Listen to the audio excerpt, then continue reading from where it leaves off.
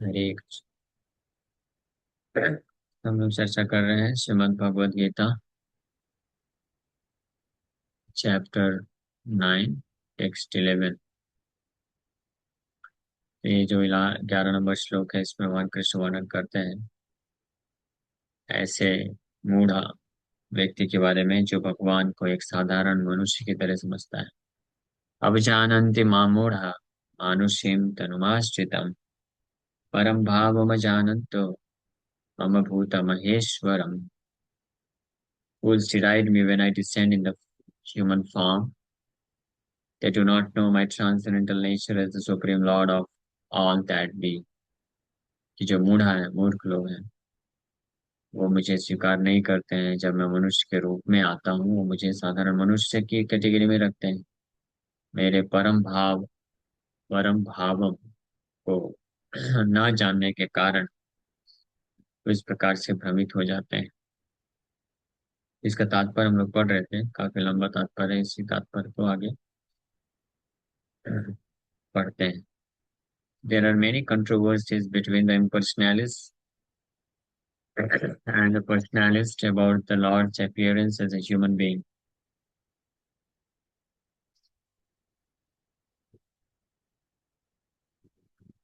तो भगवान के मानवी लीला, मनुष्य रूप में आकर के लीला कर के बारे में ऐसे अनेकों controversy controversy in the sense impersonalist and personalist के बीच में, मतलब जो निराकारवादी हैं उनका कुछ और मत है और जो साकारवादी है उनका अलग मत है। तो वास्तव में जो साकारवादी हैं पर्सनैलिस्ट, उनका जो मत है वो शास्त्र आधारित मत है।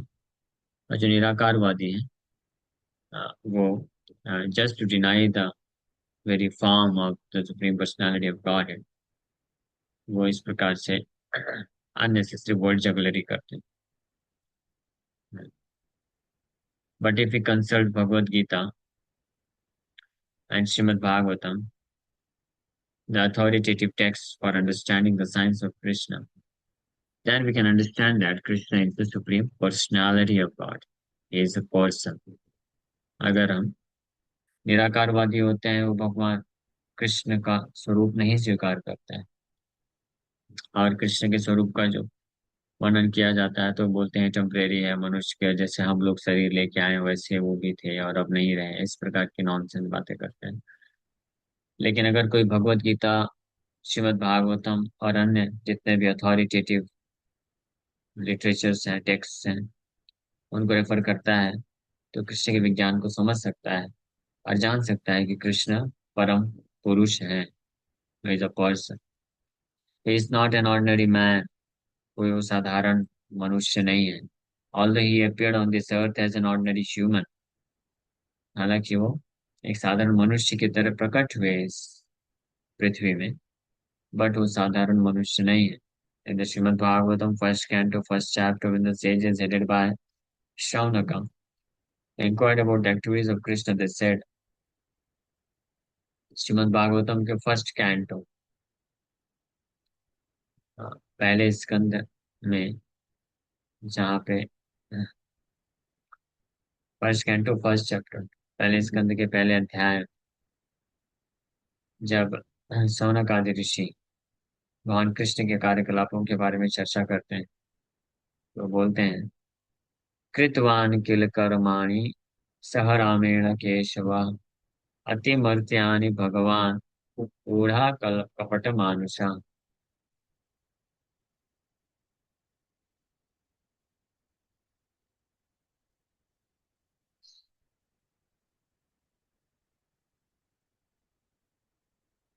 Lord Shri Krishna, the supreme personality of God, along with Balaram, played like a human being and so managed to perform many superhuman acts।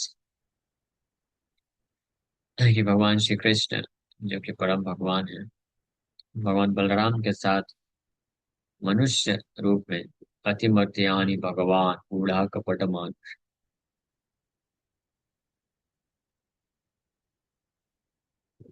यहाँ पे एक शब्द आता है कपट मानुषा। कपट मीन्स धोखा देते हुए। मानुषा मतलब मनुष्य। तो मनुष्य की तरह दिखते हुए, प्रतीत होते हुए। बूढ़ा मतलब इस प्रकार से अपने आप को छुपा करके भगवान राम केशव अनेकों प्रकार की लीलाएं करते हैं।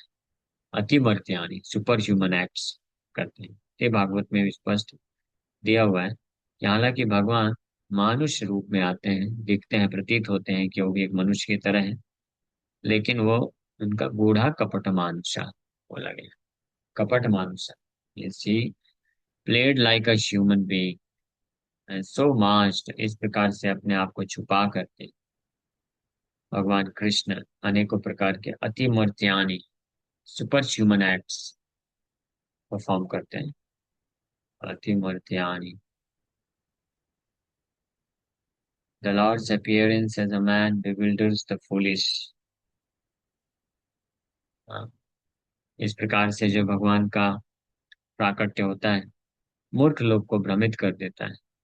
No human being could perform the wonderful acts that Krishna performed while he was present on this earth.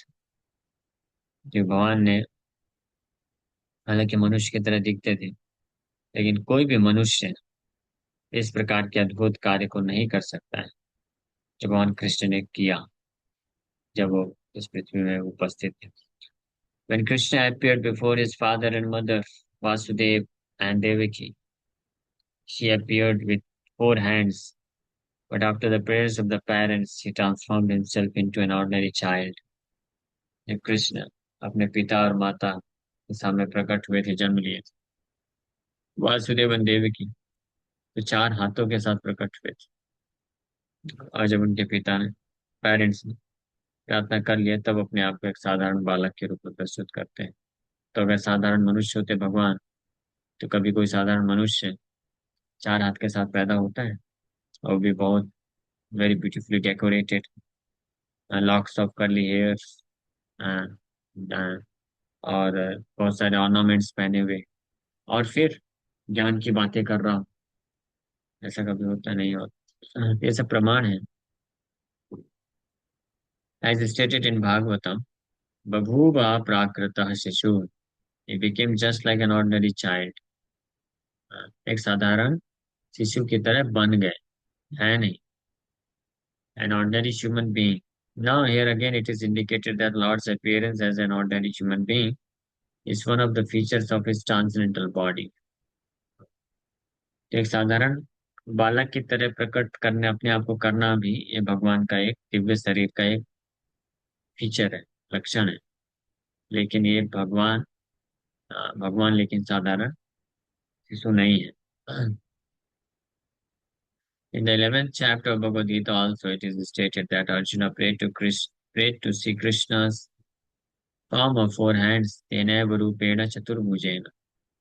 Gita में भी अर्जुन भगवान कृष्ण को प्रार्थना करते हैं उनके चतुर्भुजी रूप का दर्शन करने के लिए। जब इच्छा प्रकट की, तो भगवान ने चतुर्भुजी रूप का दर्शन कराया, लेकिन फिर अर्जुन को बताते हैं कि ये द्विभुज रूप है, ये जो है ज्यादा कॉन्फिडेंशियल है और ज्यादा सुंदर है। So after revealing this form, Krishna, when petitioned by Arjuna, again assumed his original human-like form, Manusham Rupam. इस रूप का दर्शन कराने के बाद कृष्ण फिर अपने मनुष्य ह्यूमन लाइक फॉर्म मानुषम रूपम का दर्शन कराते हैं, बट नॉट मनुष्य, ध्यान रहे। भागवत में कहीं भी वर्णन किया है तो मानुषम रूपम, हाँ, या ये जो इस श्लोक में दिया था, बूढ़ा कपट मानुषा है। He may appear like human but he is not human, ये ध्यान रखना चाहिए, ये इंपॉर्टेंट चीज। So this different features of the supreme lord are certainly not those of an ordinary human being. कोई साधारण मनुष्य की तरह वो बिल्कुल भी नहीं। Some of those who deride Krishna and who are infected with the Mayavadi philosophy quote the following verse from the Srimad Bhagavatam to prove that Krishna is just an ordinary man. तो कुछ मूर्ख लोग जो मायावादी विचारधारा से प्रभावित हैं, श्रीमद् भागवतम के इस श्लोक को कोट करते हैं कृष्ण को साधारण मनुष्य डिक्लेयर करने के लिए, लेकिन इस श्लोक की वास्तविक अर्थ को नहीं समझ पाते। तो अहम सर्वेषु भूतेषु भूतात्मावस्थित सदा. The Supreme is present in every living entity. So we should better take note of this particular verse from the Vaishnava Acharyas like Jiva Goswami and Vishnu Chakravarti Thakur instead of following the interpretation of unauthorized persons who deride Krishna. तो कुछ लोग भागवत के ऐसे श्लोकों को जहाँ पे भगवान वर्णन किया गया है कि भगवान सब जीवात्माओं में उपस्थित हैं, तो मायावादी लोग इसको गलत तरीके से इंटरप्रेट करते हैं. लेकिन प्रभुपाद जी बता रहे हैं कि we should better take note of this particular verse from Vaishnava acharya. Vaishnava आचार्यों से, महान आचार्यों से, जो बोनाफाइड अथॉरिटीज हैं भागवत के, उनसे हमको लेसन सीखना चाहिए, ना कि मायावादियों का इंटरप्रिटेशन लेना चाहिए. तो जीव जीव Goswami commenting on this verse says that Krishna in his planetary expansion as Paramatma is situated in the moving and non-moving entities as the Supersoul. So any neophyte devotee who simply gives his attention to the Archamurti, the form of the Supreme Lord in the temple, and does not respect other living entities is uselessly worshipping the form of the Lord in the temple. There are three kinds of devotees of the Lord, and the neophyte is in the lowest stage. The neophyte devotee gives more attention to the deity in the temple than the other devotees. So Vishnu Chakravarti Thakur wants that this sort of mentality should be corrected. A devotee should see that because Krishna is present in everyone's heart as Paramatma, everybody is the embodiment of the temple of the Supreme Lord. So as one offers respect to the temple of the Lord, he should similarly properly respect each and every body in which the Paramatma dwells. Everyone should therefore be given proper respect and should not be neglected. So ये important चीज भागवत के 11वें स्कंद में दिया हुआ है, जिसको miss interpret करते हैं मायावादी लोग. 11वें स्कंद में भगवान के भक्तों के बारे में तीन कैटेगरी के बारे में बताया गया है: neophyte devotee, intermediate devotee and first class devotee. तो जो नियोफाइट डिवोटी उसका लक्षण बताया गया है कि वो भगवान टेम्पल में विग्रहों का तो पूजा करता है, लेकिन अन्य जीवात्माओं को रिस्पेक्ट नहीं देता है, जबकि भगवान अन्य जीवात्माओं के हृदय में सदा विद्यमान रहते हैं. इसलिए अन्य जो जीव हैं उनको अगर कोई डिसरिस्पेक्ट करता है, और भले ही कोई व्यक्ति टेम्पल में भगवान का विग्रह का पूजा करता है, तो उसका उस प्रकार का विग्रह का पूजा जो है विफल है. तो इसमें विश्वनाथ चक्रवर्ती ठाकुर जीव गोस्वामी इम्पोर्टेंट नोट देते हुए बताते हैं कि भगवान हर जीवात्मा में उनके शरीर में परमात्मा के रूप में वास करते हैं. इसका मतलब ये नहीं है कि भगवान का अपना खुद का स्वरूप नहीं है. ये बोलना एक मिस्टेक है, ये सोचना. जो लोग ये बोलते हैं कि भगवान तो हर जीवात्मा में है, तो इसलिए भगवान निराकार है, इसलिए भगवान का खुद का फॉर्म नहीं, ये फूलिशनेस. तो विश्वनाथ चक्रवर्ती ठाकुर बताते हैं कि परमात्मा के रूप में भगवान हर किसी जीव के हृदय में है, लेकिन भगवान का अपना स्वरूप है स्वतंत्र रूप से. लेकिन क्योंकि भगवान हर जीव के परमात्मा के रूप में उपस्थित है जीव के हृदय में, इसलिए हमको हर किसी को, व्यक्ति को, उनका जो शरीर है उसको मंदिर की तरह समझना चाहिए और डिसरिस्पेक्ट नहीं करना चाहिए. इनफैक्ट हम our own body is temple of the lord, we should not neglect to properly take care of his body, because Paramatma, the Supreme Lord, is living within the body. हाँ, इसी प्रकार से अन्य जीव, कोई भी जीव है उसका डिसरिस्पेक्ट नहीं करना चाहिए और ना ही एक्सप्लॉइट करना चाहिए हाँ, किसी को. सो वो जो है आ, इसको बोलते हैं offence. that is also an offense. So there are also many impersonalists who derive temple worship. तो इस बेसिस पे कुछ जो मायावादी लोग होते हैं टेम्पल वर्शिप को डिनाई करते हैं. हाँ, they say that since God is everywhere, why should one restrict himself to temple worship? क्योंकि भगवान हर जगह है, तो इसलिए मंदिर में पूजा क्यों करें. तो प्रभुपाद जी ऐसे आर्गुमेंट को काउंटर करते थे. But if God is everywhere, is he not in the temple और इन द डीटी? जैसे कुछ लोग बोलते हैं भगवान तो सब जगह है, आप मंदिर में भगवान का मूर्ति बना के क्यों पूजा करते हो, मूर्ति पूजा क्यों करते हो? तो प्रभा जी बोलते हैं आप खुद ही बोल रहे हैं भगवान सब जगह है, तो क्या मूर्ति में नहीं है? तो इसलिए उनको मूर्ति मत समझो, वो भी भगवान है। तो भगवान है तो उनका वर्शिप कर सकते हैं। यू कैन नॉट से it is wrong.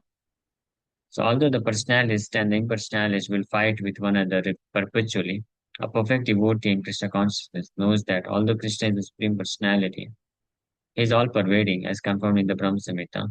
Although his personal abode is Golok Vrindavan, and he is always staying there by his different manifestations of energy and by his planetary expansion, he is present everywhere in all parts of the material and spiritual creation. तो हालांकि जो निराकारवादी हैं वो लोग ये बोल करके कि भगवान हर जगह व्याप्त है, इसलिए भगवान के रूप को स्वीकार नहीं करते। बट जो पर्सनैलिस्ट हैं, जो डिवोटी हैं, वो ये जानते हुए, ये जानते हैं, एक्सेप्ट करते हैं कि हालांकि भगवान हर जगह है, लेकिन भगवान का स्वरूप है, अपने स्वरूप, अपने प्लानिटरी एक्सपेंशन, अपना विस्तार करके भगवान समस्त भौतिक और आध्यात्मिक दृष्टि में विद्यमान रहते हैं। ठीक है। तो इस श्लोक में भगवान ये शिक्षा दी कि जो लोग मूर्ख होते हैं वो भगवान के स्वरूप को स्वीकार नहीं करते हैं, और कृष्ण के रूप का वर्णन जब कहीं पे आता है तो सोचते हैं कि ये भी मनुष्य की तरह है, ये ओरिजिनल फॉर्म, ओरिजिनल मतलब नहीं है ब्रह्म, ऐसा सोचते हैं। ओरिजिनल ब्रह्म जो है निराकार होता है, इस प्रकार की फुलिश आइडिया को रखते हैं। But devotees they very faithfully and lovingly they serve the eternal blissful form of the Lord. Okay, शिक्षा भी हम लोग विराम करेंगे। Thank you very much. Hare Krishna. किसी भक्त का कोई प्रश्न तो पूछ सकते हैं।